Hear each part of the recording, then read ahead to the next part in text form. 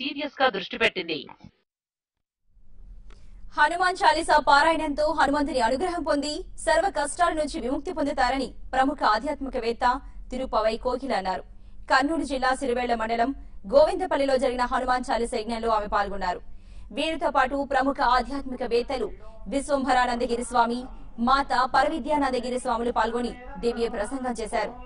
పెద్ద సంఖ్యలో వచ్చిన భక్తులు హనుమాన్ చాలీసా పారాయణం చేశారు.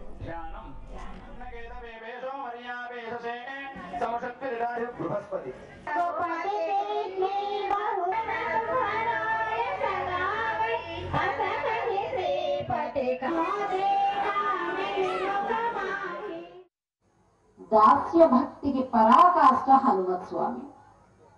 అందుకే దాసాంజనేయ స్వామి అని అంటాం. ఎప్పుడు ఇలాగ దాసోహం చేసుంటాడు స్వామి. ఎవరికి? శ్రీరామచంద్రుడు వారి. అందుచేతనే ఎప్పుడూ హనుమంతుడికి సంబంధించినటువంటి సుందరకాండ పారాయణాన్ని మనం చేస్తుంటే కూడా పక్కన ఇలా ఒక ఆసనాన్ని వేసి అక్కడ శ్రీరామచంద్రుల వారిని వేయించేపు చేస్తాం మనం. సుందరమైనది సుందరకాండ, దానికి నీవే అండా.